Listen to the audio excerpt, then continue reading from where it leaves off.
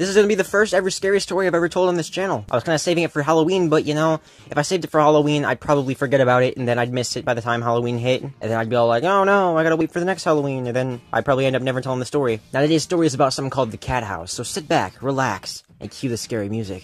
The story takes place not too long ago. I was at my friend Caden's house. Caden was his real name, by the way. I'm pretty sure he wouldn't care if I used his real name in the story. But I was at my friend Caden's house. And Caden's house is very, very, very close to my grandmother's house. It was about 10 minutes to get to my grandmother's house, so every time me and Caden got bored, whenever I get to sleep over at his house, we just head over to my grandma's house and got bored there. But this was the first time we decided to walk over to my grandmother's house. So we pack all of her stuff up.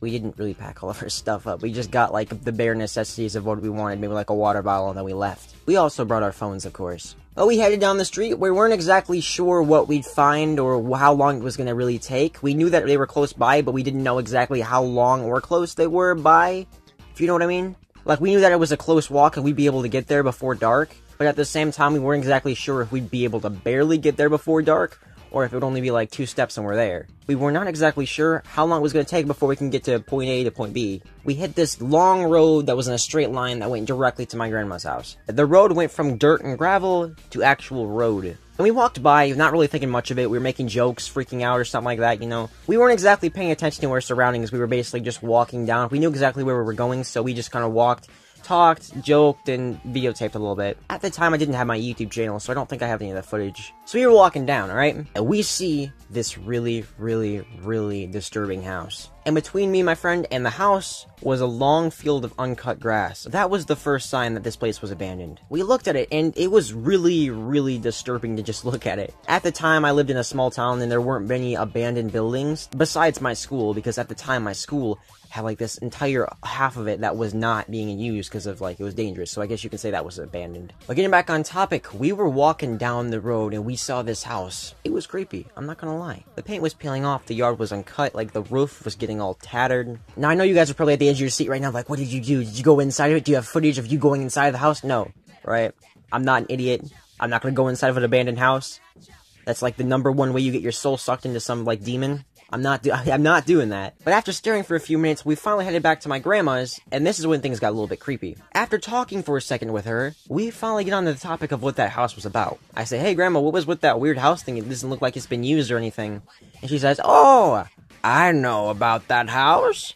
That wasn't at all what she sounded like, but I'm not very good with voices. Very long ago, there was an old lady that lived in that house. She had children and a bunch of cats. Then the cats became genetically modified and killed the... Wait, no, hang on. Oh, yeah, this is what actually happened. There was an old lady who had children and cats in this house. The cats were regular cats, GMO-free. And later, this woman died. And I said, Grandma, what did she die of? Did the cats turn and kill her? Was there a burglar that came and killed him, and then she killed him at the last second, and then suddenly, like, it's just her spirit haunting the house and anyone who tries to trespass? No, she just died of old age. Oh. Yeah. Well, what happened next? Well, this is when things get weird. At the time, her kids were fully grown, but none of her children wanted her house, so she left it to the cats. You gotta be kidding me. No, I'm not kidding you. These cats roam this house. Well, what did her children get out of it? Oh, the son just uses the land to hunt and stuff. So you're saying that this house is owned by the cats? I think a lot of them are dead right now, but yeah, they just roam around the house. They're wild. Oh, God. Watch your mouth, young man. Alright, sorry. Okay, Grandma, that's all I need for you in the story time. You can go now. Okay, alright, that was really fun. I really hope you enjoyed this YouTube thing. Goodbye.